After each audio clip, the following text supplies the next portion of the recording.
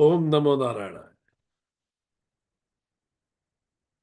United global peace foundation, United consciousness,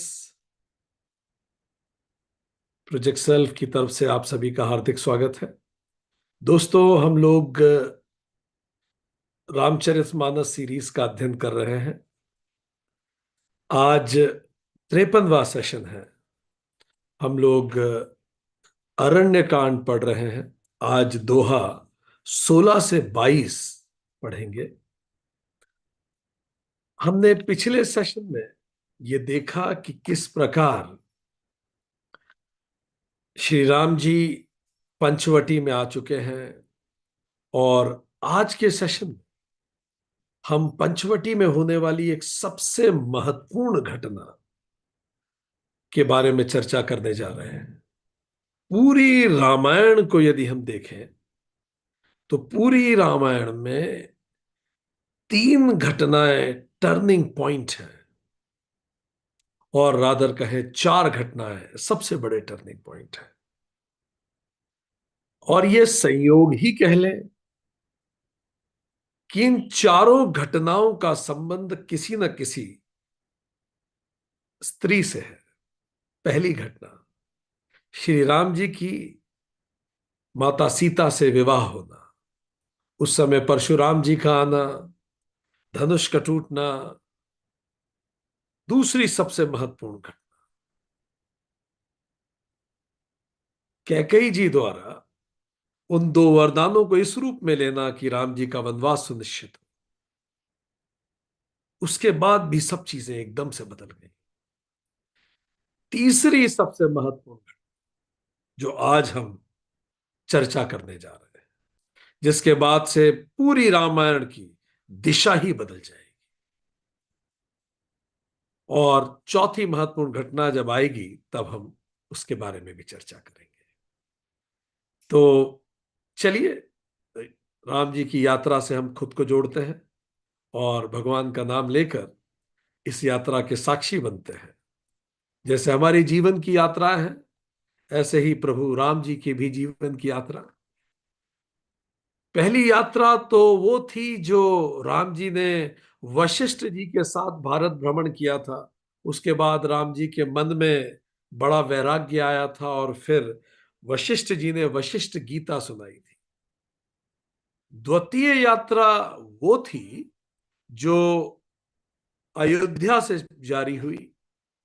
Ayodhya से वो बक्सर और दरभंगा बिहार का जो क्षेत्र है, जहां ताड़ का वध हुआ, जहां अहिल्या जी का उद्धार हुआ, और वहां होते हुए राम जी और सीता जी का विवाह हुआ जनकपुर में, और पुनः अयोध्या वापस आए। ये तो द्वितीय यात्रा थी। प्रथम यात्रा जो गुरु के साथ हुई थी, ऋषि वशिष्ठ के साथ, उसके बाद वशिष्ठ गीता हुई।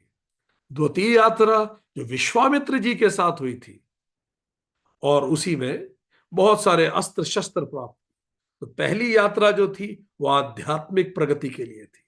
राम जी की जो दूसरी यात्रा थी वो सामाजिक, और हम कहें शस्त्र प्राप्त करने की यात्रा थी, सांसारिक शक्ति इकट्ठा करने की यात्रा। तो अब राम जी के पास शस्त्र भी थे और शास्त्र भी। वो संसार को भी समझते थे और वो पालनहार को भी समझते थे। इसके बाद शुरू हुई तीसरी यात्रा।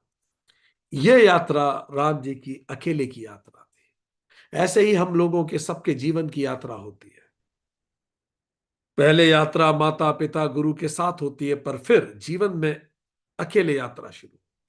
आप में से जो लोग अमेरिका, कनाडा, ब्रिटेन, जिन भी देशों में पहुंचे, अपने माता पिता रिश्तेदारों से दूर, उन्होंने अकेले यात्रा शुरू करी। और जो भारत में भी हैं, जो अपने पैरों पे फिर खड़े हुए, अपने जिम्मेदारियों का निर्वहन करना शुरू किया। सो यह यात्रा अयोध्या से प्रारंभ हुई, प्रयागराज होती हुई, चित्रकूट होती हुई, ये इतनी लंबी यात्रा नासिक पहुंच चुकी है। यहां एक महत्वपूर्ण घटना होने जा रही है, उसकी पदचाप सुनाई दे रही है। तो इस तरह से भारत में अगर आप देखें तो राम जी के चरण इस प्रकार पड़ेंगे, हम इस यात्रा को के साथ बने रहेंगे। चलिए आगे पढ़ना शुरू करते हैं। महत्वपूर्ण यात्रा और महत्वपूर्ण सबक है इसमें हम सबके लिए। ये यात्रा अब सुपर्णखा, जो सुपर्णखा है वो एक महत्वपूर्ण किरदार है पूरी रामायण में, वहां तक पहुंच चुकी है। सुपर्णखा रावण के बहिनी, दुष्ट हृदय दारुण जस अहेनी, पंचवटी सो गई एक बारा, देख बिकल भई जुगल कुमारा। सुपर्णखा नाम की रावण की एक बहन थी जो नागिन के समान भयानक थी और दुष्ट हृदय की थी। एक बार वो पंचवटी में गई और दोनों राजकुमार को देखकर काम से पीड़ित हो गई।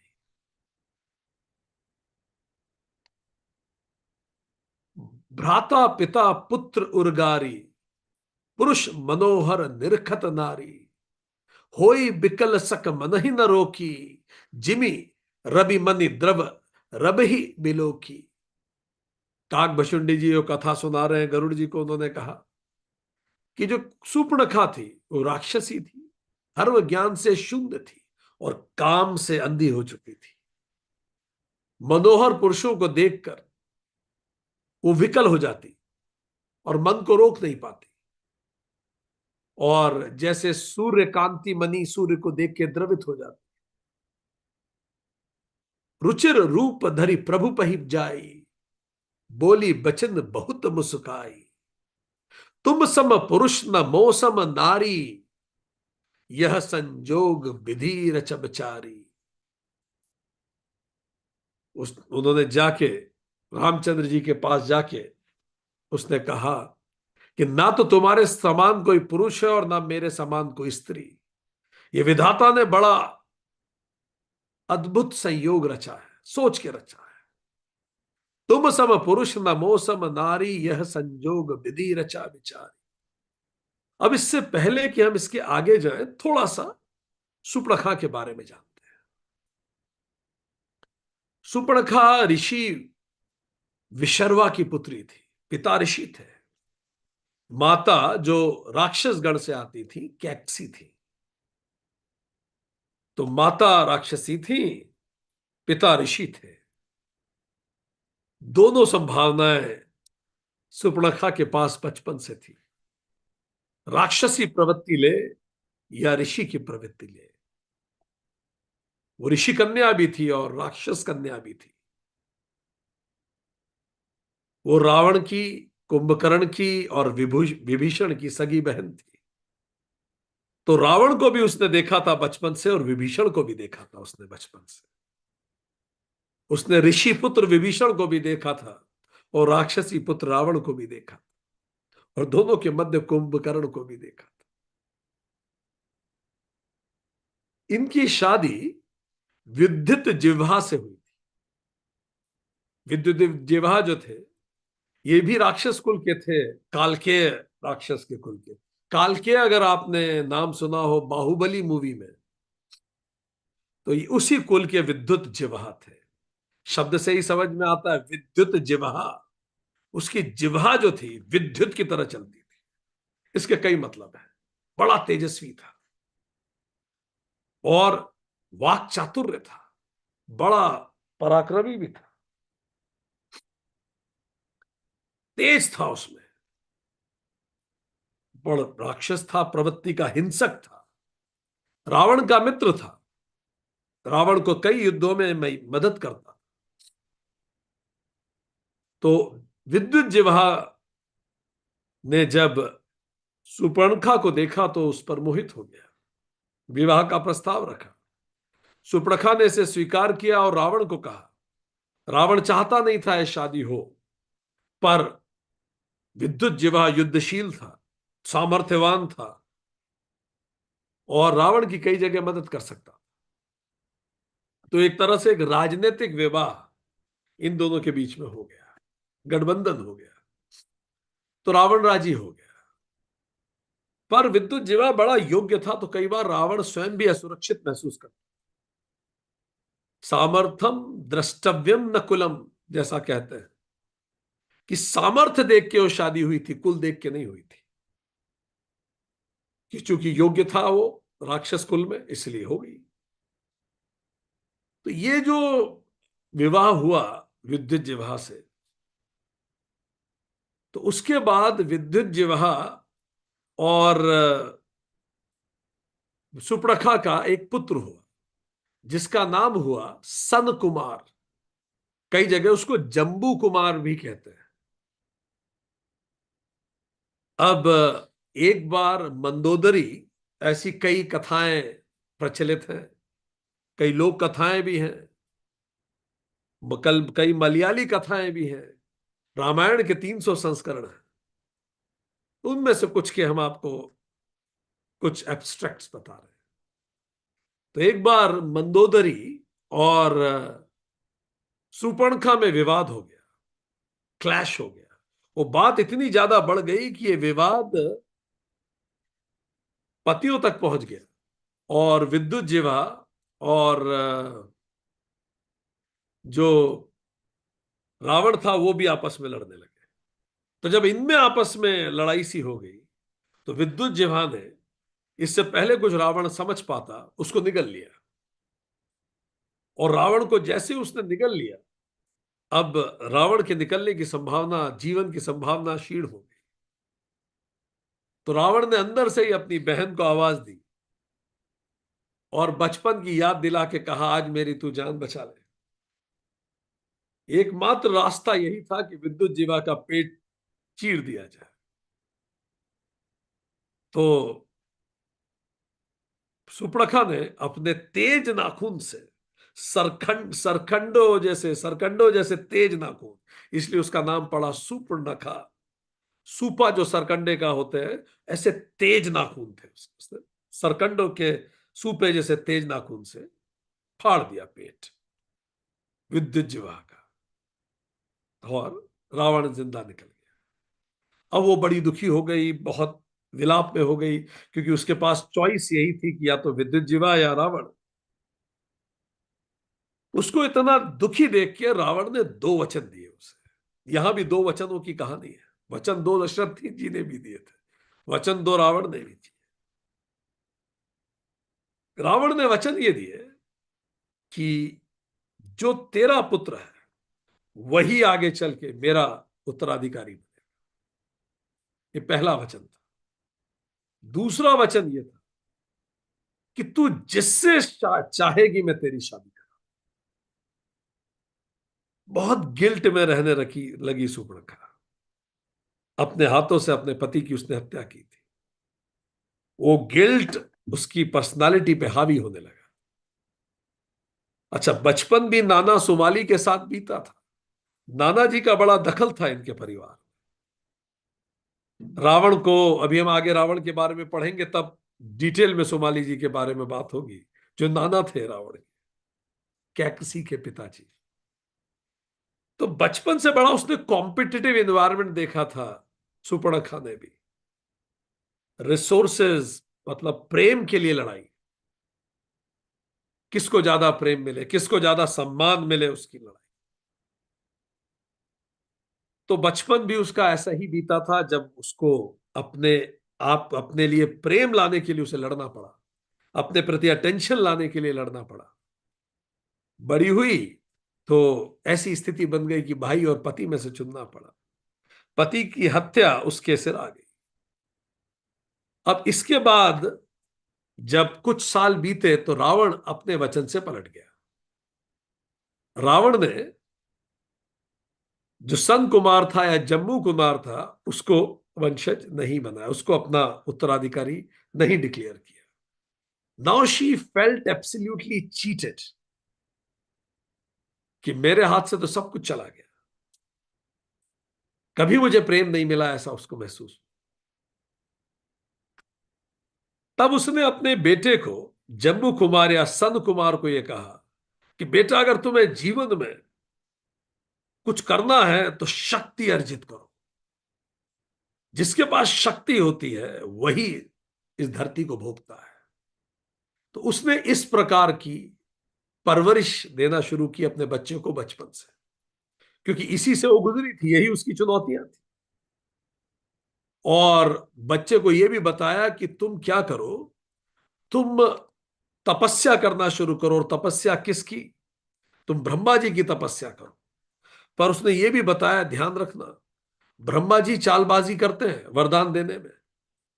उसने ये भी बताया अपने पुत्र को, संत कुमार को, कि एक बार जब तुम्हारे काका, या तुम्हारे मामा सॉरी, कुंभकर्ण जो थे, वो तप करा, उन्होंने इतना भयंकर तप किया, पर वो चाहते थे कि वो इंद्र बन जाए।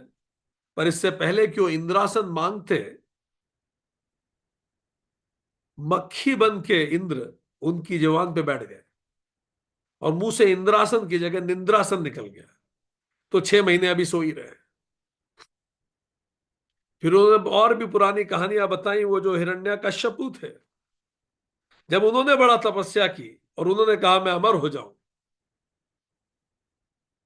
तो ब्रह्मा जी ने बोला कि नहीं, आप अमर ऐसा ब्लैंकेट नहीं दे सकते।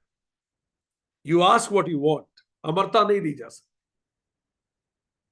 तो लगभग अमरता ले लीजिए। तो हिरण्यकश्यपु ने यही मांगा कि वो ना इंसान से मरेगा, ना पशु से उसकी मृत्यु होगी, ना दिन में, ना रात में, ना घर में, ना बाहर, ना यक्ष से, ना देव से। उसने इस तरह से अश्योर करा कि वो नहीं मारा जाएगा किसी भी हालत में। पर अंततः उसकी भी उसका भी संहार हुआ। नरसिम्हा अवतार ने संहार किया, और ना वो पशु थे, ना मनुष्य थे, ना दिन था, ना रात था, ना अंदर था, ना बाहर था, और वो खत्म हो गया। तो इस तरह से हमेशा कुछ तो कुछ रहेगा। जैसे महिषासुर, ये कहानियां बचपन से सुनाई गई, हर जगह अपने अनुसार संस्कार दिए जाते। तो बचपन से संस्कार दिए गए संत कुमार। फिर बताओ, महिषासुर को देख लो, जब इतनी बड़ी तपस्या की, वो बेटे को बता रही थी जब तपस्या करना अलग विषय है, जब फल मांगने का समय आए तो संतुलित शब्दों में क्या मांगना है बहुत विचार करके मांगना, क्योंकि उस पल पे अगर गलती हो गई तो पूरी तपस्या बेकार हो जाएगी। जैसे हिरण्यकश्यपु की हो गई, जैसे कुंभकर्ण की हो गई। और महिषासुर, महिषासुर इतना शक्तिशाली, उसने तपस्या करी। जब उसकी बूंद मांगने वाली समय आया, तो उसने बोला ना मैं यक्ष से मारा जाऊं, ना किन्नर से, ना गंधर्व से, ना किसी भी स्पीशीज से। तो उसने सब बोल दिया, पर वो महिला बोलना भूल गया कि महिला से ना मारा जाओ। तो फिर दुर्गा माता ने उसका संहार कर दिया। तो उनका कहने का मतलब था कुछ भूल मत जाना। उन्होंने बोला अब अपने मामा रावण को ही ले लो।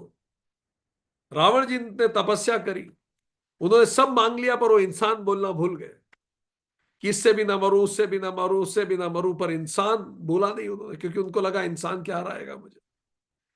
ऐसा कुछ छोड़ना मत, सब ध्यान में रखना, ताकि तुम रावण से भी बड़े पराक्रमी बन सको। तो ये पराक्रम के लिए तैयार हो रहे थे संत कुमार। अब ये संत कुमार ने घनघोर तपस्या करना शुरू की। इंद्र हमेशा की तरह परेशान हो गए। अब इंद्र ये विचार करने लगे कि अगर ये तपस्या सफल हो गई, तो वो जो दूसरी कहानी हम यहां तक खींच के ला रहे हैं, राम जी को रावण से मिला रहे हैं, ये एक नया रावण पैदा हो जाएगा। ये तो फिर मुश्किल हो जाएगी। और कितनी बार मनाएंगे भगवान शिव जी को, कितनी बार ये पूरी रामायण फिर से करेंगे। और इंद्र का पद भी लिमिटेड पीरियड होता है, रीबर्थ होना होता है। तो ट्रांसफरेबल जॉब है, वापस जाना होगा। तो Indra was also in rush की, इसको रास्ते से हटाना पड़ेगा। तो एक बार इंद्र ने क्या किया, एक जानवर बन के पंचवटी में सीता जी पे अटैक किया। तो जब सीता जी पे अटैक किया, तो लक्ष्मण जी सुरक्षा के लिए भागे उस जानवर के पीछे। तो इंद्र ऐसी जगह जाके छुप गया जहां संत कुमार ध्यान में लगे थे, और वही आवाज कर, शायद इंद्र को पता हो कि ये शब्द बेदी बाण चलाने वाले दशरथ जी के पुत्र हैं, और अंधेरे में तीर इनके पिताजी ने भी चला दिया था। तो वहां जाके इन्होंने आवाज करना शुरू।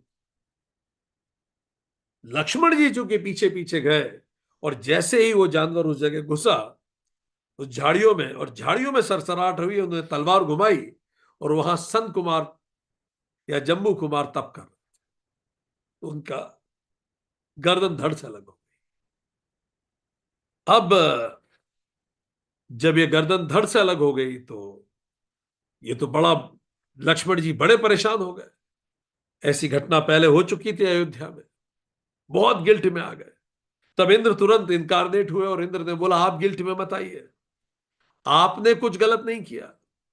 श्रवण कुमार तो बड़ा बड़ा सात्विक व्यक्ति था, उसके माता पिता बहुत सात्विक थे, ये तो घनघोर तामसिक। आपने तो इस जगत को अगले संकट से बचा लिया, तो आप परेशान ना हो, ये कोई history did not repeat itself, it's okay, it's been done, no repercussion, go ahead. Lakshman ji को थोड़ा ठीक लगा, जाके राम जी को भी बात बताई, प्राश्चित प्राश्चित किया। राम जी ने भी कहा होगा कि देख के उन्हें ये सब करना चाहिए था, पर वॉट एवर, राम जी ने भी ये भी कहा उसके साथ कि जो कल को जगत का विनाश करता तामसिक व्यक्ति, तो अगर बाय चांस तुमसे घटना हुई है, पर अगर धर्म का उत्थान हुआ है तो शायद ठीक है। ये सब चर्चाएं हुई। अब इस दौरान ये जो इतनी, अब आप सोचिए, सुपर्णखा के पति नहीं रहे, बेटा नहीं रहा, भाई ने धोखा दे दिया, और एक दूसरा भाई हमेशा सोता रहा।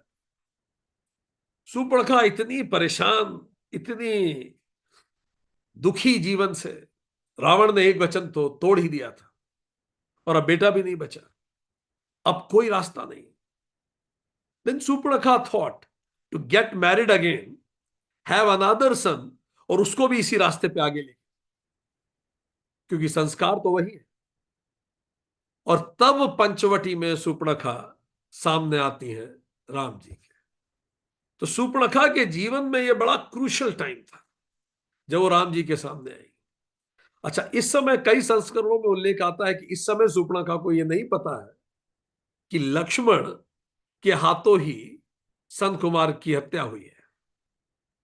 सो ये अभी उनको जानकारी नहीं है। और कई में ये भी आता है कि उन्हें पहले से जानकारी है, और वो ऑन पर्पस वहां गई है ताकि इन दोनों को आपस में लड़वा दे, राम जी और रावण को। तो ऐसे अलग अलग संस्करण, पर नेवरदलेस ऐसी मानसिक अवस्था में सुपर्णखा यहां पहुंचती है। So you understand it's complicated as they say in today's world and age. So the situation of Surpanakha is not that simple, it's complicated. So let's see what happens then in this complicated situation in which Supernakha is in. So हमने देखा कि इन तीनों दोहों में हमें जानकारी मिलती है कि वो पहुंची, and then when she saw Rama, she fell for him, and then what happens? Let's see. मम अनुरूप पुरुष जग माही, देखो खोज लोक तिहु नाही, ताते अब लगी रहूं कुमारी, मनु माना कछु तुम ही निहारी। उसने कहा कि मैंने सब तरफ देख लिया, मेरे योग्य मुझे अब कोई नहीं दिखता, मैंने तीनों लोक ढूंढ लिए, इसीलिए मैं अब तक अविवाहित रही। यहां उसने झूठ बोला, वो अविवाहित नहीं है, पर अब तुम्हें देखकर मेरा मन रुका है जाकर। सीत ही चितई कहीं प्रभु बाता, अहि कुमार मोर लघु भ्राता, गए लक्ष्मण रिपु भगिनी जानी, प्रभु बिलो की बोले मृदुबानी। सीता जी की ओर देख के रामचंद्र जी ने कहा दैट, रामचंद्र जी ने बताया कि वो ऑलरेडी सीता जी के लिए कमिटेड है, और उन्होंने हिंट करके बोला कि ये मेरे छोटे भाई हैं, जब ताकि लक्ष्मण जी बात करें और इनको रवाना करें। फिर वो लक्ष्मण जी के पास गए। लक्ष्मण जी उसे शत्रु की बहन समझकर प्रभु की ओर देख के कोमल वाणी से बोले, सुंदर सुनु मैं उन्ह कर दासा, पराधीन नहीं तोर सुपासा, प्रभु समर्थ कौशलपुर राजा, जो कछु करहि उन्हीं सब छाजा। उन्होंने कहा, हे सुंदरी, मैं तो भगवान का दास हूं, पराधीन हूं, और पराधीन को तो कोई सुख नहीं होता। भगवान समर्थ है, अयोध्या के राजा है, वो जो कुछ करे उन्हें सब फतता है, पर मुझसे कोई उम्मीद मत रखना। तो दोनों भाई एक दूसरे से इस प्रकार बात कर रहे थे। उन्होंने कहा कि मुझसे कोई उम्मीद बिल्कुल नहीं रखना। सेवक सुख चह मान भिकारी, व्यसनी धन शुभ गति विचारी, लोभी जसु चह चार गुमानी, नब दुहि दूध चहत ए प्राणी। कितनी सुंदर बात लक्ष्मण जी ने कही। उन्होंने बोला सेवक सुख चाहे, भिखारी सम्मान चाहे, व्यसनी मतलब जो शराब पीता हो, जुआ खेलता हो और आदि व्यसन हो, वो धन चाहे, व्याभिचारी शुभ गति चाहे, लोभी यश चाहे और अभिमानी मोक्ष चाहे, तो ये सब प्राणी आकाश को धूकर दूध लेना चाहते हैं। मतलब यह असंभव है, आकाश से दूध थोड़ी टपकता है। सेवक को सुख नहीं होता। सेवा का तो कार्य ही मेहनत का है। जब आप भीख मांगते हैं तो सम्मान कैसे मिल सकता है?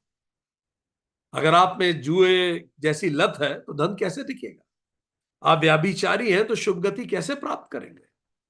आप लोभी हैं तो यश तो मिल ही नहीं सकता। आप केवल अपने लिए जीते हैं। और आप अभिमानी हैं तो अहंकार ही इतना ज्यादा है कि मोक्ष हो ही नहीं सकता। तो ये तो संभव ही नहीं है, लक्ष्मण जी ने कहा। पुनि फिर राम निकट सो आई, प्रभु लक्ष्मण पही बहुरी पठाई। लक्ष्मण कहा सोई सो बरई, तो त्रन तोरी लाज परिहर रही। फिर वो लक्ष्मण जी ये कह के राम जी के पास, जब उन्होंने कहा तो राम जी के पास आई वापस। प्रभु ने फिर उसको लक्ष्मण जी की तरफ भेज दिया। अब जब उस she forced herself on Lakshman ji. पहले she was forcing herself on Ram ji, now she is forcing herself on Lakshman ji. तो लक्ष्मण जी को बहुत बुरा लगा। उन्हें लगा कि ये क्या बदतमीजी, आप कोई रिश्ता किसी पे थोप तो नहीं सकते, कोई जबरदस्ती है शादी करनी। तो उन्होंने कहा तुम्हें वही वरेगा जो लज्जा को तरण तोड़ के त्याग देगा। जो निर्लज्ज होगा वही तुमसे शादी करेगा। वो इसीलिए उन्होंने कहा क्योंकि शी वॉज फोर्सिंग हर, वो अपनी पूरी लज्जा को त्याग कर, she was forcing for marriage. दिल के रिश्ते हैं, जबरदस्ती से थोड़ी होते हैं। तब खिसियानी राम पही गई, रूप भयंकर प्रगटत भई, सीत ही सभय देखी रघुराई, कहा अनुज सन सयन बुझाई। तब सुपड़खा भी क्रोध में आ गई, ना वो सुन नहीं सकती थी। वो श्री राम जी के पास गई और भयंकर रूप उसने अपना प्रकट किया डराने के लिए। पहले विनती करी, नहीं माने, फिर जिद करी, नहीं माने, रूप से लुभाया, नहीं माने, अब डराने का प्रयास, भयंकर रूप लिया। सीता जी को भयभीत देखकर रघुनाथ जी ने लक्ष्मण की ओर इशारा किया टू प्रोटेक्ट, और इसको बाहर भेज दिया जाए। उसको वहां से हटाने का इशारा किया। लक्ष्मण अति लाघव सो कान, नाक कान बिनु कीन, ताके कर रावण कह मनो चुनौती दी। इससे पहले कि लक्ष्मण जी कुछ कहते करते, सुपर्णखा अटैक्ड सीता जी। और जैसे ही सुपर्णखा ने सीता जी को अटैक किया, लक्ष्मण जी ने रिटेलिएट किया और सुपर्णखा की नाक काट दी, उसके कान काट दिए। अब जैसे ही सुपर्णखा के नाक कान काटे इन रिटेलिएशन, जब उन्होंने सीता जी को अटैक किया, तो ये अब रावण को प्रत्यक्ष चुनौती थी। पहली बार रावण शब्द आ रहा है अरण्य कांड में 17वें दोहे पे। ये प्रत्यक्ष चुनौती हुई। नाक कान बिनु भई बिकरारा, जनु स्त्रव सैल गेरू कै धारा, थर दूषण पही गई बिल पाता, धिग धिग तब पौरुष बल भ्राता। और वो नाक कान के बिना ऐसी विकराल हो गई, शरीर से खून टपकने लगा, मानो पर्वत से गेरू रंग की धारा बह रही हो। और वो तुरंत खरदूषण के पास गई और बोला कि तुम्हारी वीरता पे धिक्कार है।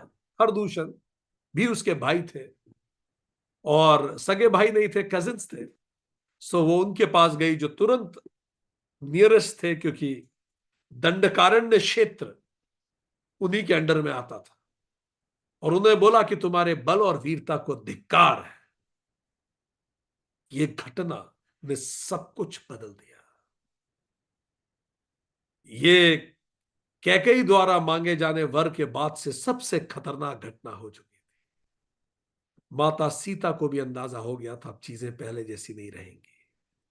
राम जी को भी अंदाजा हो गया था अब सब कुछ बदल गया है। इस घटना के बाद अब कुछ वैसा नहीं रहेगा।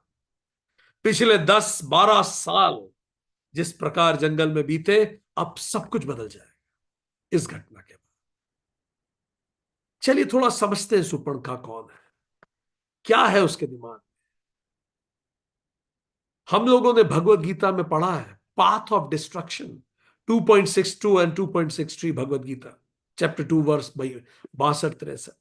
भगवान कृष्ण कहते हैं कि जब हम ऑब्जेक्ट्स पे बहुत ज्यादा सोचते हैं,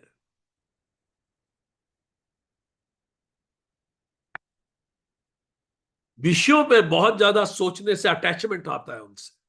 जब किसी भी विषय पे हम सोचते हैं, बहुत सोचेंगे तो आप अटैच हो जाएंगे उससे। जब अटैच हो जाएंगे तो फिर डिजायर पैदा होती है, ये मुझे मिल जाए, ये मुझे मिल जाए। डिजायर, काम पैदा होता है। काम के बाद वो चीज ना मिलने पर गुस्सा पैदा होता है, किसी भी स्थिति में मुझे चाहिए, नहीं तो मैं चिढ़ने लगूंगा। कई बार आप घरों में बच्चों को देखोगे, एक ऑब्जेक्ट के बारे में सोचते रहते हैं, वो उन्हें चाहिए।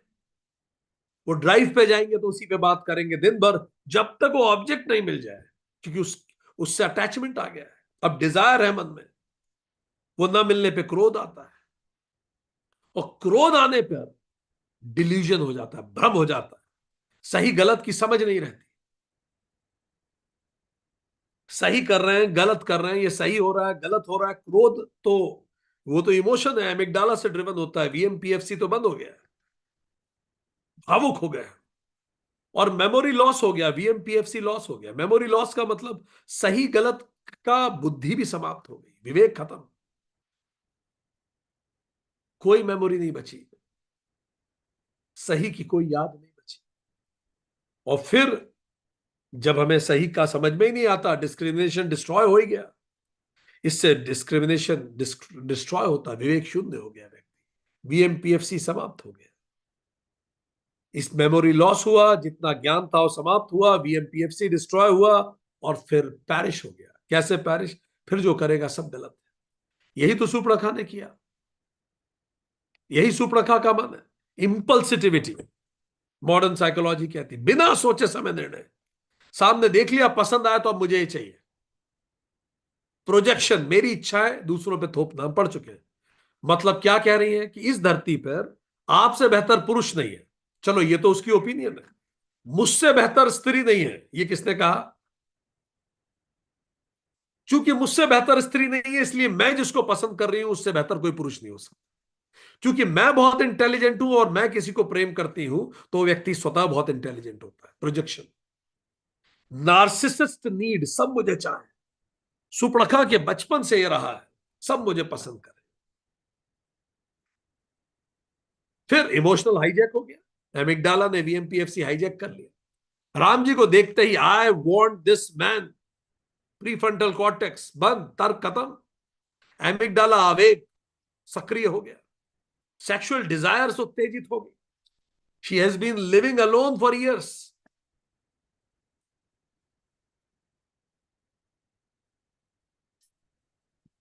Dzire is born.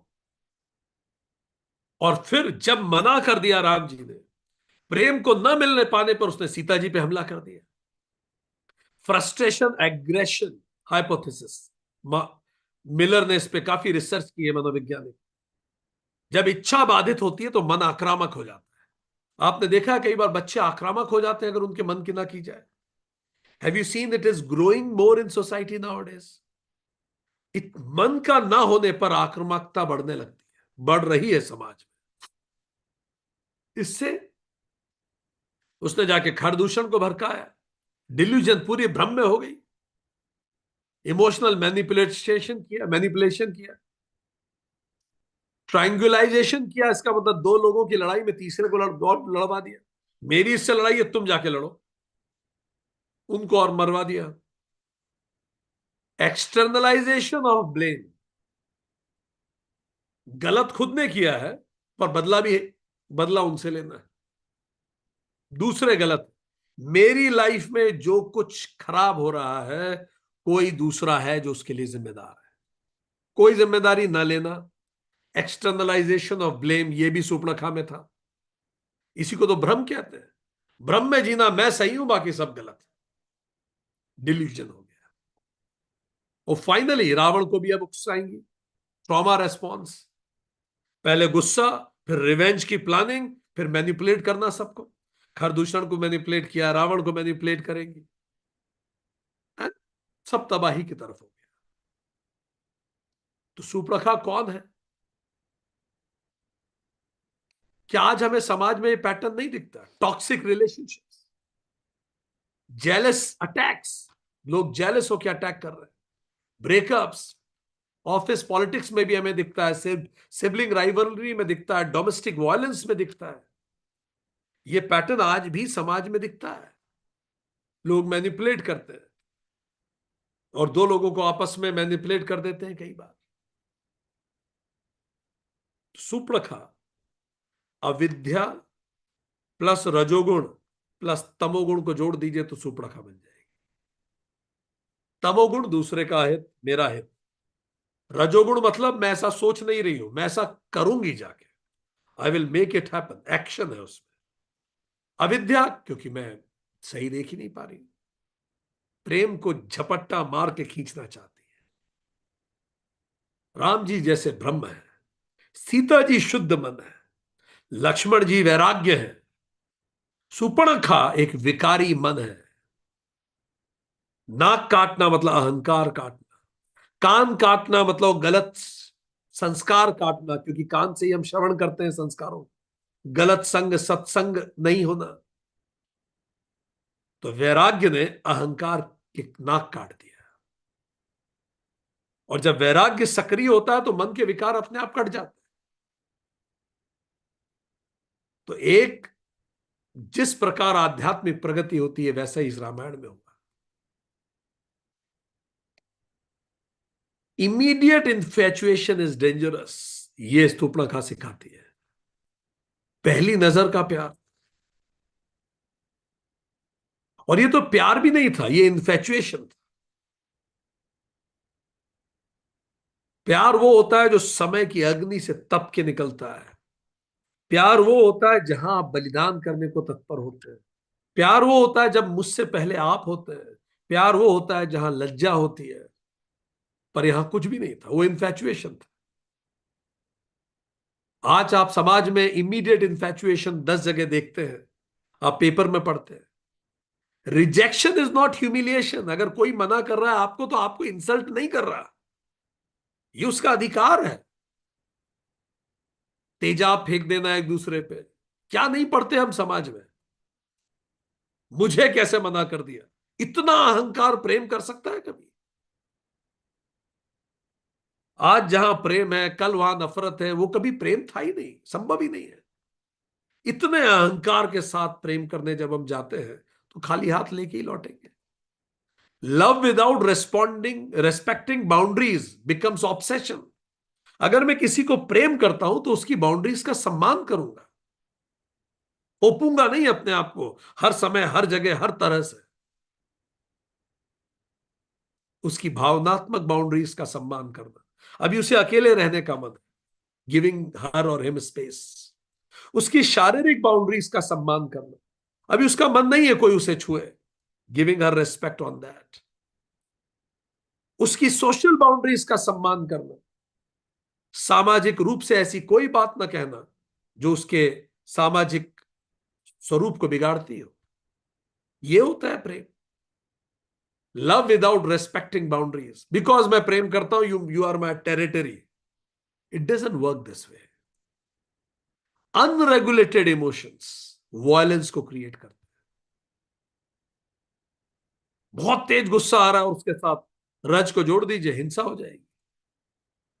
Healthy self worth saves relationship.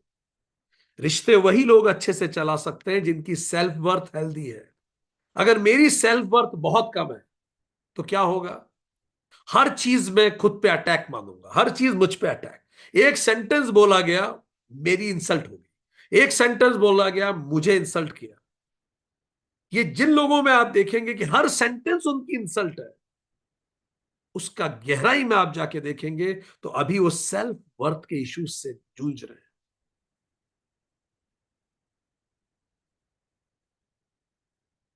Spiritual grounding prevents psychological collapse. एक वेदवती भी तो थी। वेदवती भी गई थी राम जी के पास। उन्होंने भी बोला था मुझे आपसे विवाह करना है। उनको भी राम जी ने बोला था अभी नहीं हो सकता, पर उन्होंने तप का सहारा लिया, उन्होंने आध्यात्म का सहारा लिया। वो स्पिरिचुअली रूटेड थी।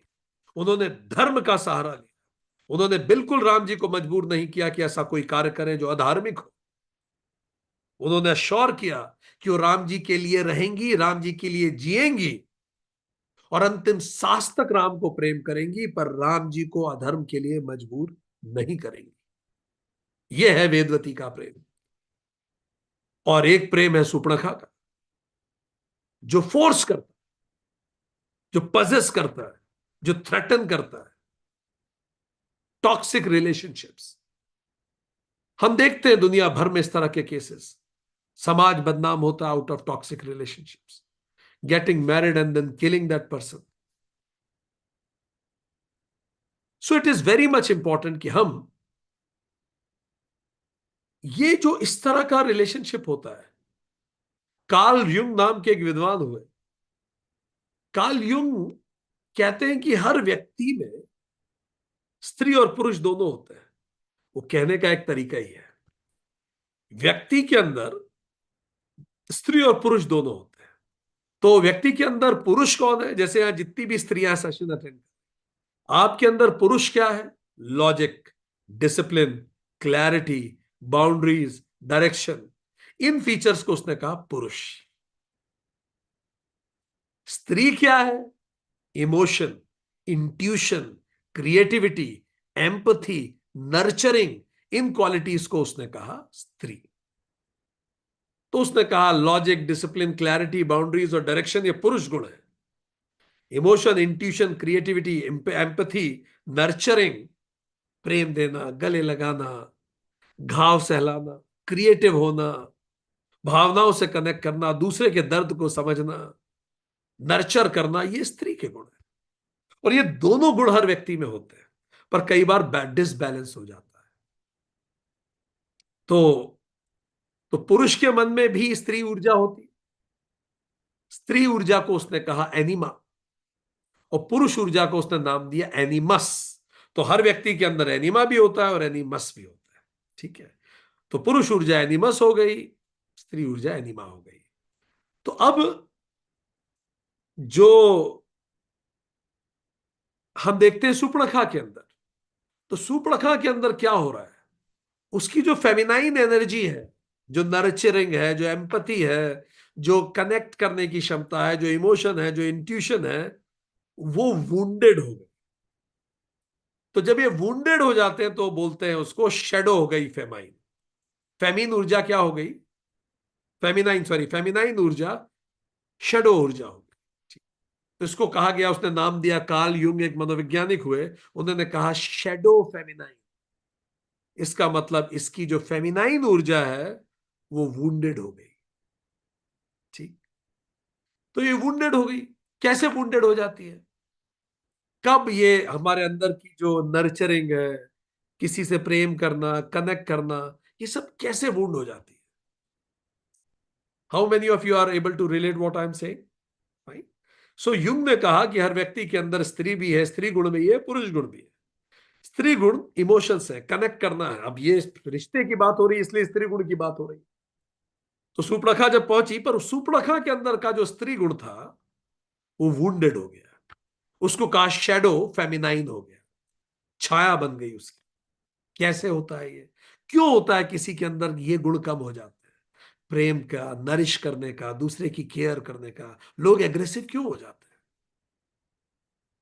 कई कारण होते हैं। जब बचपन में, पहला कारण, जब बचपन में भावनाएं दबा दी जाती हैं, इमोशंस को रिप्रेस किया जाता है, या बचपन में असुरक्षा का माहौल बहुत होता है, या बचपन में रिजेक्शन की फीलिंग होती है कि मुझे रिजेक्ट कर दिया गया, या बचपन में अबंडनमेंट की फीलिंग होती है कि जब मुझे जरूरत पड़ती है तो कोई नहीं है मुझे भावनात्मक सपोर्ट देने के लिए, तो गुस्सा भरता है अंदर, क्रोध आता है। वो जो अंदर का जो कमल होता है, हार्ट, जो हार्ट चक्रा होता है, वो श्रिंक हो जाता है। जब बचपन में प्रेम चाहिए था, किसी ने नहीं दिया, मैं क्रोध दूंगा। यही हिटलर के साथ हुआ, यही स्टालिन के साथ हुआ। आप दुनिया भर के तानाशाहों को पढ़ लीजिए। और जब ऐसी स्थिति होती है कि समाज गुस्सा, कामना, इच्छा, महत्वाकांक्षाओं, इनको बुरी चीजें बन, नहीं गुस्सा नहीं करना, अरे भाई उसको प्रोसेस तो करना पड़ेगा ना।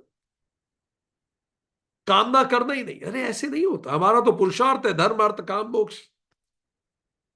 आपकी हर इच्छा को ब्लास्फेमी बना देना, हाँ आईफोन ले लिया, ऐसे थोड़ी चलता है यार। लोग कामनाएं भी करेंगे, गुस्सा आएगा, वो गुस्सा भी आएगा, इच्छाएं होती हैं। आपकी हर इच्छा को अगर ब्लास्फेमस बता दिया गया कि पति नहीं रहा, अब आप कोई रंग नहीं पहन सकते, इससे वूंड होता है, व्यक्तित्व के ऊपर वूंड आ जाता है। अंदर गुस्सा होता है खुद के लिए, खुद की किस्मत पे, दूसरों के प्रति फिर वो गुस्सा निकलता है। तो इस कारण से भी धीरे धीरे, अच्छा बचपन से उसकी बाउंड्रीज को रेस्पेक्ट नहीं किया गया, उसकी फिजिकल वो बाउंड्री वायलेट हुई हो, उसकी पर्सनल बाउंड्री वायलेट हुई हो, तो इस सब से कुंठा पैदा होती है।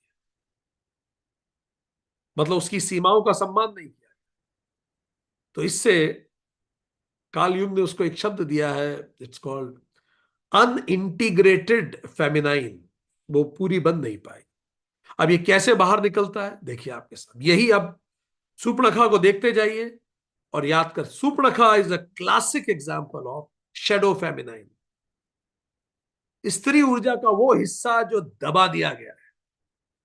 अपने हाथ से पति की हत्या की, उसका गुस्सा, भाई ने धोखा दिया उसका गुस्सा, बेटे की मृत्यु का गुस्सा, पिता की, पति की मृत्यु का गुस्सा, बचपन से प्रेम के लिए झगड़ा, तो वो क्या हो गई, वो अतिशय भावुक हो गई, ओवर सेंसिटिव हो गई है वो। भावनाओं का अनियंत्रित बहाव चलता है उसके अंदर। जहां इमोशन इंसान को चलाता है, इंसान इमोशन को नहीं चलाता, ऐसी स्थिति में आ गई है। छोटी छोटी बात पे कई लोग फूट फूट के रो जाते हैं। इमोशन चला रहे हैं आपको, आप इमोशंस को मैनेज नहीं कर रहे, you are subject of those emotions. किसी से 2 दिन जानकर उसके बिना तो मैं मर ही जाऊंगी, ऐसा सोचना, ऐसे होता है क्या? So much emotional driven. 2 दिन में किसी से ऐसा प्रेम हो जाए कि उसके बिना मर जाएंगे। अंदर इच्छा, दमित इच्छा का प्रतीक है। रिजेक्शन मिलने पर पैनिक होना, और फिर अचानक मेल्टडाउन भी हो जाना, ये सब चीजें, ये इन्फ्लेमेशन है, इन्फ्लेशन है एनीमा का। कार्ल युंग ने कहा कि ये अंदर से जो वुंड है, जो फेमिनाइन एनर्जी वुंडेड है, उसी से हो रहा है। जब भावना चेतना को खा ले, निर्णय क्षमता खत्म, सही गलत दिमाग में आ ही नहीं रहा, बस मुझे मना कैसे किया, रिजेक्शन नहीं हो सकता। पहली मुलाकात में मैरिज डिमांड कर ली सुपर्णखा ने, इतना होता है क्या? और अगर नहीं कर दिया तो मैं अटैक करूंगी सीता पे, ऐसे नहीं चलता। अत्यधिक भावुकता ने उसके विवेक को नष्ट कर दिया। तो ये पहला फीचर है। दूसरा, मैनिपुलेट करने लगता है व्यक्ति। जब इस तरह की भावनाएं उसकी हर्ट हो जाती है, तो मैनिपुलेशन, दूसरों को गिल्ट, टीयर और विक्टिमहुड से कंट्रोल करता है। अगर तुम मुझे प्यार करते हो तो तुम ये करोगे, अगर तुम मुझे प्यार करते हो तो उस प्रोग्राम में नहीं जाओगे, अगर तुम मुझे प्यार करते हो तो तुम जाके उससे ये बात करोगे, अगर तुम ये करते हो, अगर तुम वो करते हो। तो कई बार ये चीजें भी होने लगती है, क्योंकि अंदर बहुत वूंड्स है, बहुत सारे घाव हैं अंदर। वो घाव इस तरह से रिफ्लेक्ट होने चालू। ये सब चीजें बताती हैं कि व्यक्ति के व्यक्तित्व में घाव है। मैंने तुम्हारे लिए इतना सब कुछ किया, अब तुम मेरे हो, जरा सी समस्या पर तुम बदल गए हो। इमोशनल ब्लैकमेल होना, तुम बिल्कुल ऐसे नहीं थे, मैंने इतना किया, आज मुझे क्या मिल रहा है। Shadow feminine controls not by strength but by helplessness. खुद को विक्टिमहुड प्ले करके दूसरों को गिल्ट देना। Have you seen it happening many times around in society. ये व्यक्तित्व में जब वुंड होते हैं, ये उसका प्रतीक है। They need healing, they need support. तीसरा, पॉसेसिवनेस, अधिकार जमाना। आप सूर्पणखा के बिहेवियर में ये सब देखे दिखोगे। राम राम सूर्पणखा के क्यों हैं? क्यों राम को सूर्पणखा से शादी करना चाहिए? बिकॉज सूर्पणखा लव्स हिम, बस। Because I like you, that's why you are mine, period. Really. Possessiveness तीसरा। अपने पार्टनर पर ओनरशिप क्लेम करना, बार बार फोन चेक करना, हर लड़की पर डाउट करना, तुम सिर्फ मेरे हो का माइंडसेट, दोस्त परिवार तक को राइवल की तरह देखना। उसका कारण यह होता है कि जब बचपन में प्रेम नहीं मिला होता सफिशिएंट जितना मिलना चाहिए, तो जो अपना है उसको बहुत कस के पकड़ लेता है व्यक्ति, ये ना छूट जाए। और कई बार इतना कस के पकड़ने के कारण ही वो छूट भी जाता है। Shadow feminine fears abandonment more than death, क्योंकि उस बचपन में उस भाव से गुजरा है। जैसे एक बच्चा सीढ़ी से गिर जाए, एक्सकलेटर से गिर जाए, तो कई सालों तक वो डरा रहता है सबकॉन्शियसली। इसी तरह से बचपन के घाव जीवन भर डराए रखते हैं। फिर सिडक्शन एज पावर, सुप्रखा ने यह भी किया। कामुकता को, आकर्षण को हथियार की तरह इस्तेमाल किया। अटेंशन पाने के लिए कई लोग फ्लर्ट करते हैं। इनसिक्योरिटी होने पर बिहेवियर और ड्रेस से डोमिनेंस क्रिएट करते हैं। उनका ओवरऑल पहनावा इतना डोमिनेटिंग रहेगा कि you can not ignore them. मतलब जहां से गुजरेंगे आप देखोगे कि ये कौन है। कुछ भी, या तो बड़ा तिलक कर सकते हैं, कुछ मतलब देयर ओवरऑल, या फिर वो इतनी सारी पियर्सिंग कर सकते हैं, टैटूज इतने सारे हो सकते हैं, हेयर स्टाइल अलग हो सकती है। You never know what kind of structure they will take, but they will assure that their dress, if not dress, their behavior will create dominance there. कई लोग बहुत लाउड हो जाते हैं, बड़ा डोमिनेट बॉडी लैंग्वेज होती है उनकी, बात करने का तरीका। कारण क्या है? वैलिडेशन की भूख है। फाइन, वैलिडेशन की भूख है। ये क्यों होता है? क्योंकि जो शैडो फेमिनाइन है भीतर से कहती है, अगर मैं प्यार के योग्य नहीं हूं तो कम से कम मैं डिजायरेबल तो हूं। Everybody should desire me at least. ये ट्रॉमा बेस्ड है, सर्वाइवल स्ट्रैटेजी है कि people should come to me. अकेलेपन से लड़ने का है। पांचवा, एनवे एंड कंपैरिजन, ईर्ष्या, दूसरों से तुलना, ये सुपणखा कर रही है। क्लासिक केस है सुपणखा फेमिनाइन शैडो का। एनवे, कंपैरिजन, दूसरी महिलाओं को कॉम्पिटिटर समझना, थ्रेट समझना। किसी भी सुंदर लड़की से असुरक्षित महसूस कर रही है, वो ये कर रही है। सोशल मीडिया पे कंपैरिजन, फोटो देख के मैं कमतर हूं, वो बेहतर है। फ्रेंड सक्सेसफुल हुआ, उससे जलन हो जाना। When a woman has not met her own soul, she competes with every woman. जब आप स्वयं में प्रसन्न नहीं होते, तब आप दूसरे सबसे कॉम्पीट करना शुरू करते हैं। ये एक और संकेत होता है कि ये पर्सनालिटी में वूंड है अंदर। फिर केओस क्रिएटिंग बिहेवियर, जैसे ड्रामा, अनप्रिडिक्टेबल इमोशनल स्टॉर्म, चिल्लाने लगते हैं कई लोग। कई लोग ऐसे भी होते हैं, अचानक कुछ एग्रेसिव पोस्ट कर देंगे फेसबुक पे, वेरी एग्रेसिव है ना, अचानक सबका अटेंशन उसकी तरफ। तो अचानक समथिंग, अचानक intense anger, sudden mood swings, you never know what is going to happen next.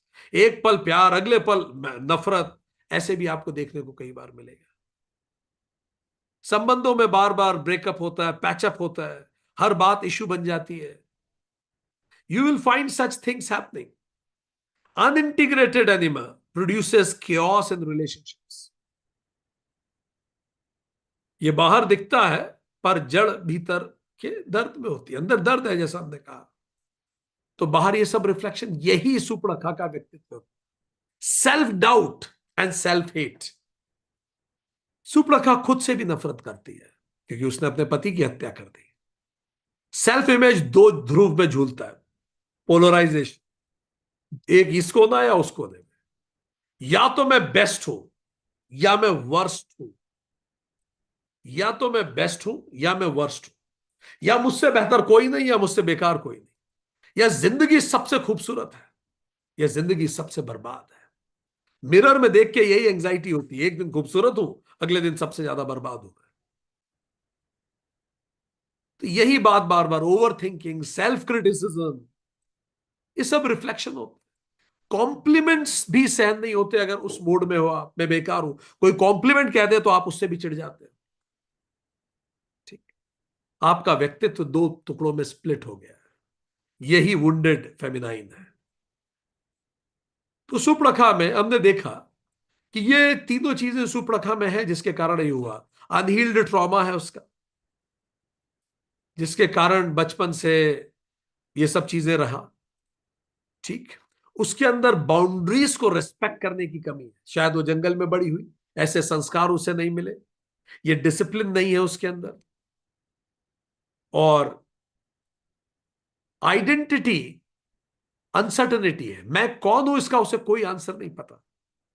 She doesn't know मैं कौन हूं, तो उसको क्लैरिटी नहीं है। वैसे ऐसे मैं कौन हूं मतलब who am I, what do I want. बस देखा मुझे पसंद आया मैं कर लूं, ऐसे नहीं चलता। दूसरी तरफ हेल्दी फेमिनाइन कैसी होती, संवेदनशील, धैर्य होता है, बाउंड्रीज को रेस्पेक्ट करती है, प्रेम होता है, आत्मसम्मान होता है,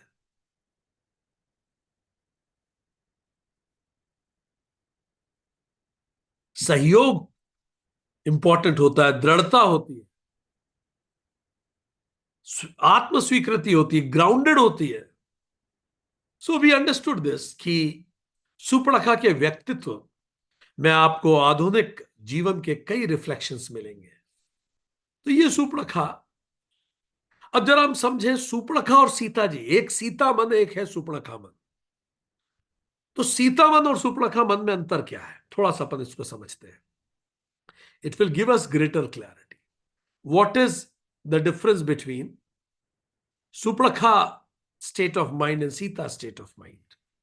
सो मूल स्वभाव क्या है, Surpanakha is shadow feminine, Sita ji is divine feminine. वो उसकी आइडेंटिटी क्या है, वो खुद का रूप बदल के ढूंढती है।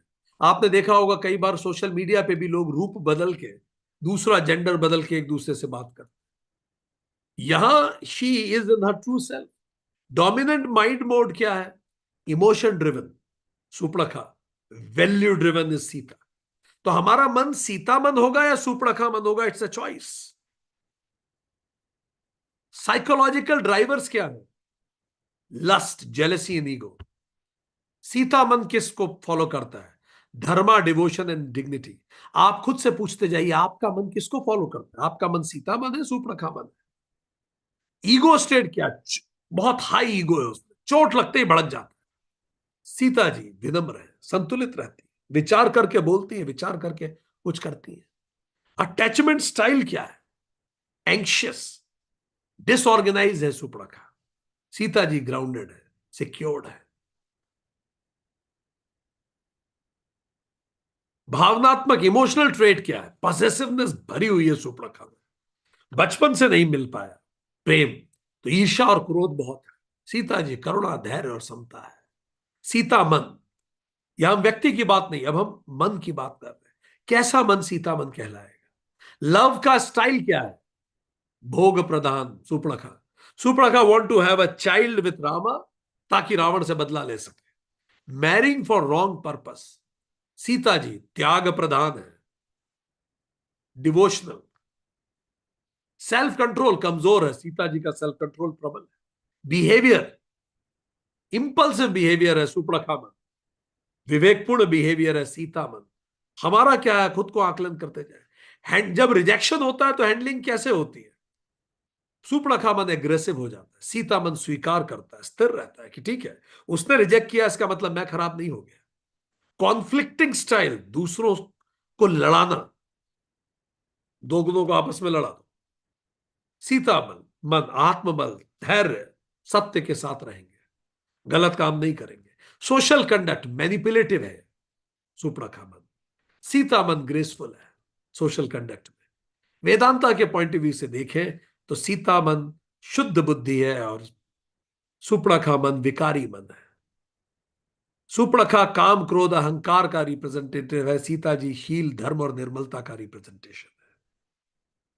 सुपर्णखा के नाक को छेद कर देना का मतलब अहंकार काटना है, सीता जी की अग्नि परीक्षा सिंबल है आत्मबल और पवित्रता का।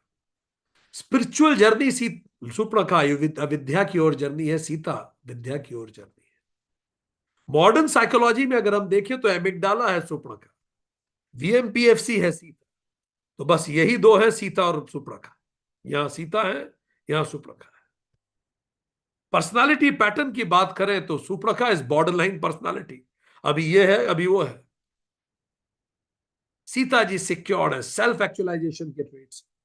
मोटिवेशन सिस्टम की बात करें तो वो डोपामिन से ही प्रेरित है सुपर्णखा। सीता जी ऑक्सीटोसिन, सेरोटोनिन, स्थिर आनंद, हाँ स्पाइक्स नहीं। सेल्फ रिप्रेजेंटेशन फॉल्स है उनका, जबकि सीता जी ट्रू सेल्फ है। रिलेशनशिप इंटेलिजेंस क्या है? पजेसिव, यही अपेक्षा है, राम मुझे पजेस करे। Sita ji dharma aligned. Handling stress aggression, Sita ji equanimity. Stability in relationship, Surpanakha अस्थिर है। सुपर्णखा मन का रिश्ता कहीं कभी किसी से स्थिर नहीं हो सकता, सीता जी का चल रहा है। जीवन शिक्षा, आवेग में निर्णय विनाश करता है, सुपर्णखा ने सिखाया। ईर्ष्या बुद्धि नष्ट करती है, गलत संग से पतन होता है, और आहत अहंकार सबसे खतरनाक होता है। सीता जी सिखाती है संयम ही शक्ति है। धर्म आधारित प्रेम ही सर्वोच्च है, कठिनाई में धैर्य रखना चाहिए और सत्य ही सबसे बड़ी सुरक्षा है। आप कभी नहीं घबराएंगे, अगर आप सत्य पे हैं तो कभी आपके विरुद्ध गलत नहीं हो। सार संदेश यही है कि सुपर्णखा मन का विकसित स्तर है, सीता मन परिष्कृत स्तर है। तो इसीलिए यह जरूरी है कि वैराग्य से अहंकार को काट दे और स्वयं को सीता की तरह आत्मस्थित रखें रामत्व में। तो हमने देखा इन दोनों में अंतर। अब प्रश्न ये उठता है कि हमारा मन में कितना सुपर्णखा हमारे अंदर है और कितनी सीता हमारे अंदर है। ठीक जैसे हमने कहा सबके अंदर स्त्री पुरुष दोनों है। कागज पेन उठाइए, प्रश्न आपके सामने है, अंदर से अंक देते जाइए खुद को। क्वेश्चंस आपके सामने हैं, क्वेश्चंस आते जाएंगे, हम पूछते जाएंगे, आप उत्तर देते जाइए। ठीक है, पहला आपको 10 में से अंक देते जाने हैं। जितना आप वैसा सोचते हैं वैसे हैं उतने ज्यादा अंक, जितने वैसे कम है उतने कम अंक।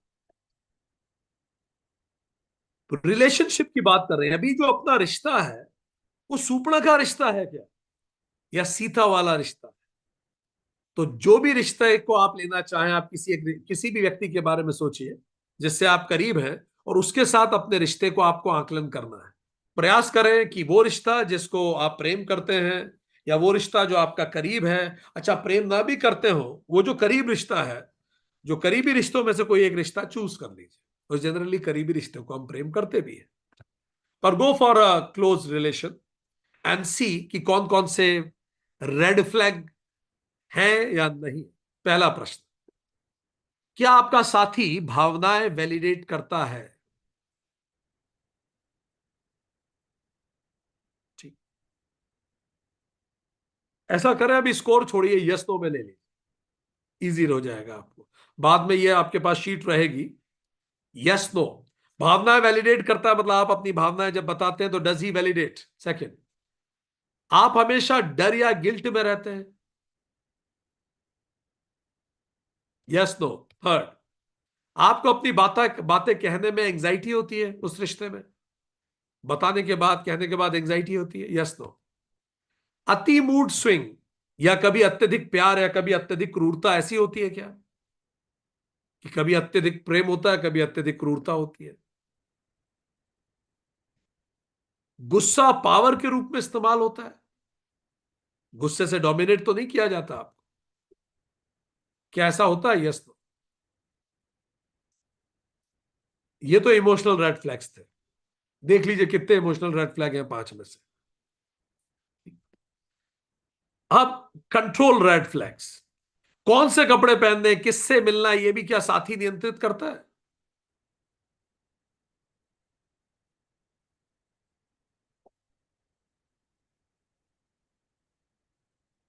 आपके फोन, चैट, सोशल मीडिया पे निगरानी होती है क्या? नेक्स्ट। हर समय आपकी लोकेशन अपडेट मांगी जाती है क्या? नेक्स्ट। आपके दोस्त और परिवार से दूरी करवा दी गई है क्या? कि ज्यादा बात नहीं करना दोस्तों से, ज्यादा बात नहीं करना परिवार से। आपके निर्णयों को कमजोर बता के क्या खुद निर्णय ले लेते हैं सामने वाला या सामने वाली, जो भी, स्पाउस, एनी। ये 5 रेड फ्लैग्स है। देखिए कितने रेड फ्लैग्स आपने हाँ कहा है। आगे बढ़ते। मैनिपुलेशन के रेड फ्लैग्स। आपकी ही भावना को झूठा बताया जाता है क्या? कि जो आप सोच रहे हैं, जो आप महसूस कर रहे हो, गलत है। ये आप गलत महसूस करते हैं। क्या हर जगह गलती गलती किसी और की होती है पर दोष, मतलब गलती खुद की होती है पर दोष आप पर डाल दिया जाता है, विक्टिम कार्ड खेल के कि मेरे साथ ऐसा हो गया तुम्हारे कारण, मेरे साथ ऐसा हो गया तुम्हारे कारण। दिन भर कभी ऐसा होता है कि नाराजगी में दिन भर बात ना करना ये दंड देने का तरीका है? ऐसा तो नहीं है। ऐसा तो नहीं है कि रिलेशन में शुरू में अति प्यार है और फिर अभी अति नियंत्रण होने लगा है।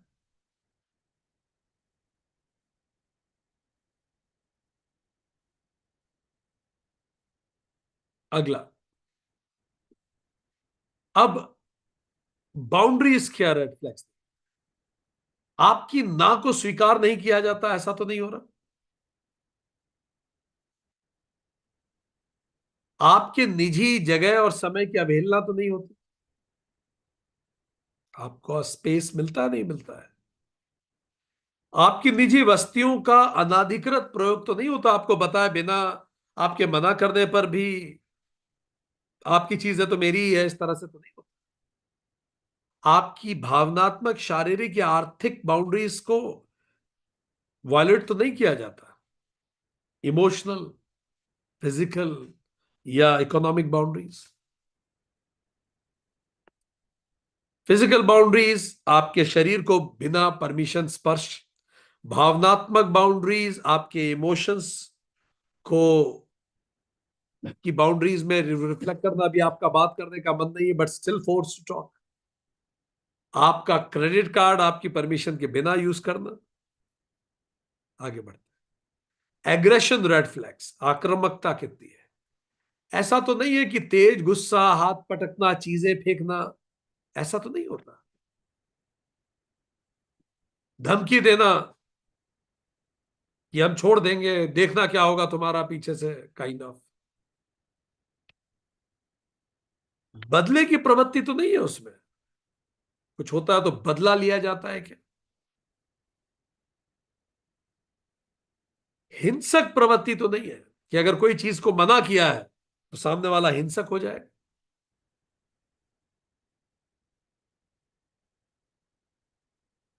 सेल्फ डैमेज की स्थिति तो नहीं बनती? ऐसा तो नहीं हो रहा कि उस रिश्ते में आपका सेल्फ वर्थ लगातार गिरता जा रहा है? आप हमेशा खुद को दोष देते हैं चीजों के लिए? आपके गोल्स, करियर, हॉबीज खत्म हो रही हैं?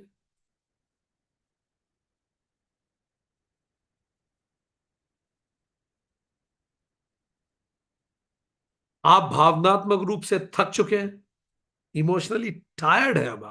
अब और कोशिश नहीं कर सकते आप। ओवरऑल रिलेशनशिप के पैटर्न। ये रिश्ता ऊर्जा देता नहीं है, ऊर्जा सक करता है। Draining, it's emotionally draining. आप दोस्त परिवार से झूठ बोलकर इस रिश्ते को बचा रहे हैं, कहीं कुछ बता नहीं रहे हैं कि भाई नाम क्यों खराब करना किसी का, नहीं सब ठीक है, सब ठीक है बोल रहे हैं।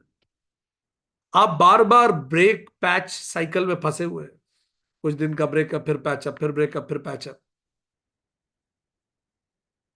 आपका डेवलपमेंट रुक गया है, भय भ्रम बढ़ रहा है आपके अंदर। अच्छा, पहले क्वेश्चन में शायद हम इनवैलिडेट को वैलिडेट बोल गए हैं। आपका साथी भावनाओं को इनवैलिडेट करता है। I think I spoke validate, please be mindful, it is written over here. Perfect. अब जितने यस है उन्हें गिन लीजिए, उन पे काम करना जरूरी है। ये रेड फ्लैग्स है, न्यूनतम यस होने चाहिए। ठीक, you don't need to write it here in the chat box your score, but yes this is something where we need to think and work.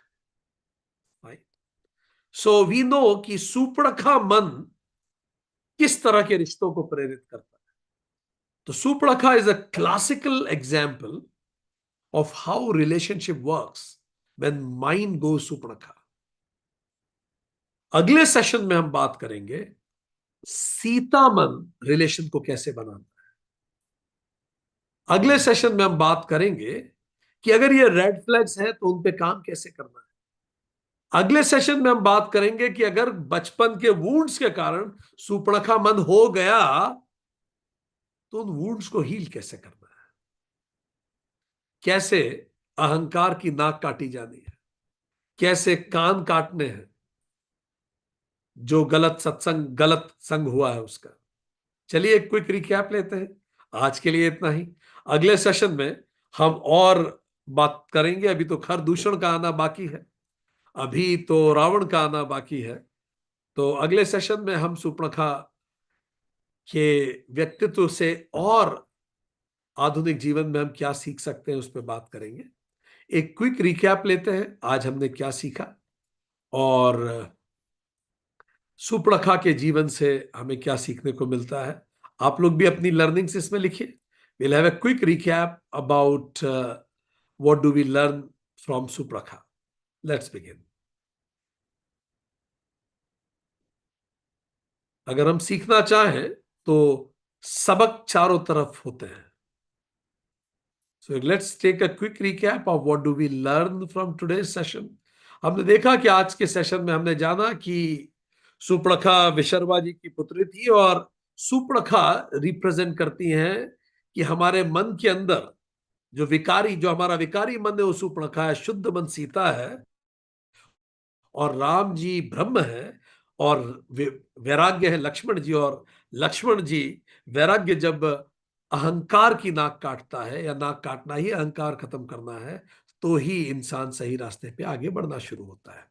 हमने ये देखा कि किस प्रकार सुपर्णखा नाराज हुई जब उनको कहा गया, और हमने देखा कि सुपर्णखा मन हमें याद दिलाता है भगवत गीता की किस प्रकार जब मन का नहीं होता तो किस प्रकार इम्पल्सिटिविटी आती है, बिना सोचे समय व्यक्ति निर्णय लेता है, अपनी इच्छाएं दूसरों पे थोपने लगता है, सब मुझे चाहे, नार्सिसिज्म आ जाता है, इमोशनल हाईजैक हो जाता है, प्रीफ्रंटल कॉर्टेक्स काम करना बंद कर देता है और इंसान एमिगडाला से ड्रिवन हो जाता है। सेक्सुअल डिजायर्स आदमी को कंट्रोल कर लेती है, कामनाएं कंट्रोल कर लेती है। फिर फ्रस्ट्रेशन एग्रेशन भी हमने देखा कि कैसे फ्रस्ट्रेशन एग्रेशन तेजी से हो जाता है जब इच्छा बाधित होती है, तो मन आक्रामक हो जाता है। फिर इमोशनल मैनिपुलेशन होते हैं, दो लोगों में आपस में लड़ाई, एक्सटर्नलाइजेशन ऑफ ब्लेम शुरू हो जाता है। और फाइनली एंगर, रिवेंज प्लानिंग और फिर मैनिपुलेटिव बिहेवियर शुरू हो जाता है।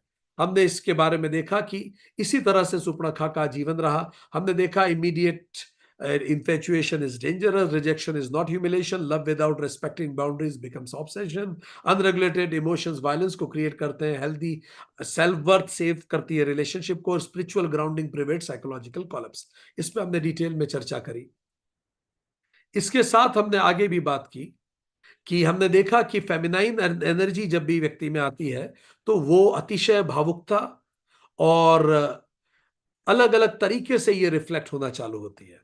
सो वी अंडरस्टूड इट कि जब भी फेमिनाइन एनर्जी वुंडेड हो जाती है तो वो ओवर सेंसिटिविटी में आती है, वो मैनिपुलेशन को प्रमोट करती है, वो पॉजिटिवनेस को प्रमोट करती है।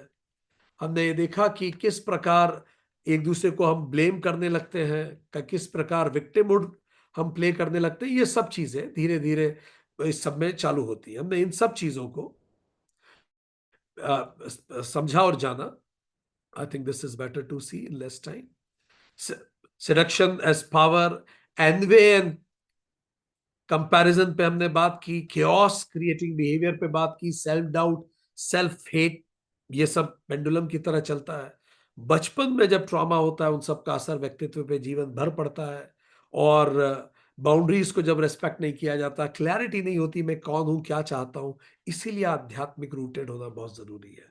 और इसीलिए धैर्य, संवेदनशीलता, प्रेम, आत्मसम्मान, सहयोग, दृढ़ता, आत्मस्वीकृति, ये चीजें महत्वपूर्ण है। हमने पूरा अंतर देखा, हमने पूरा इन दोनों के रिलेशनशिप को देखा कि किस प्रकार सुपड़खा मन कैसा रिश्ता क्रिएट करता है और सीता मन कैसा रिश्ता क्रिएट करता है। और उसके बाद फिर हमने रेड फ्लैग्स के बारे में बात की कि ये 30 रेड फ्लैग रिश्ते में कभी नहीं होने चाहिए।